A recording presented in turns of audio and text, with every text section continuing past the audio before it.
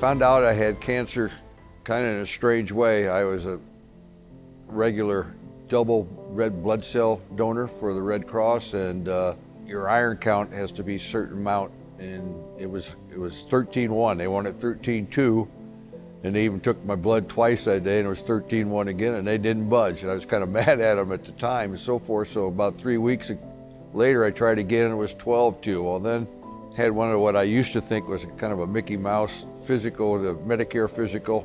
Then at the end, doctor said everything, and I told him about the blood giving thing, and he said, well, let me take some blood today. And then he called me back a couple of days later, said he wanted me to take a colonoscopy, and that's where they discovered the colon cancer.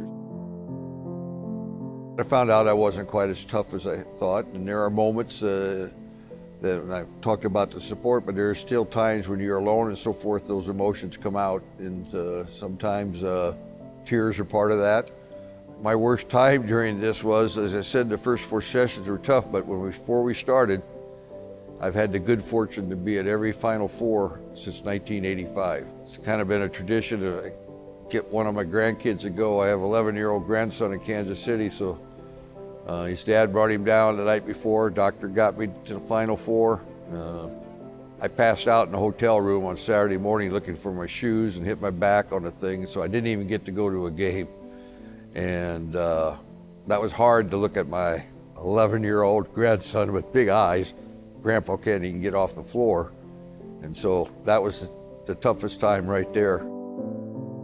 There's a whole bunch of factors and people that helped me keep going through this journey and so forth. First of all, my family, wife, and kids, and probably nobody's had more people saying prayers for him than I have, and that's been really good. I know I only go to one church, but I'm on 3 church lists, prayer lists, I've been told. And so if it's done properly, that these team sports, teammates depend upon one another, and can trust that they're going to be there, and it's really neat. It's a network that lasts forever.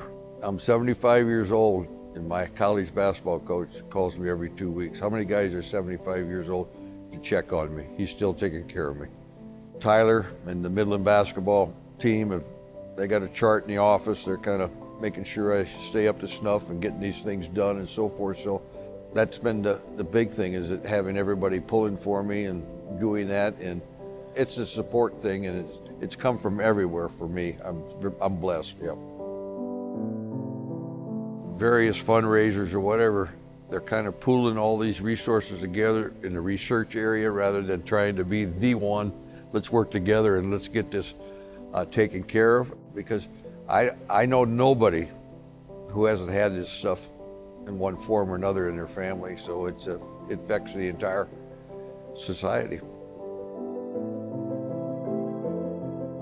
My suggestion, and I'm thinking a lot of the people here are kind of like, well, I'm old, but a lot of you people are approaching middle age and so forth, to do your yearly physicals, your screening when opportunities when they're there. It's time to come out of our shell and be proactive about taking care of yourself. And if you got loved ones that need prodding, prod them. My name is Rich McGill. I'm a retired basketball coach from Midland University, and I am hopefully a cancer survivor.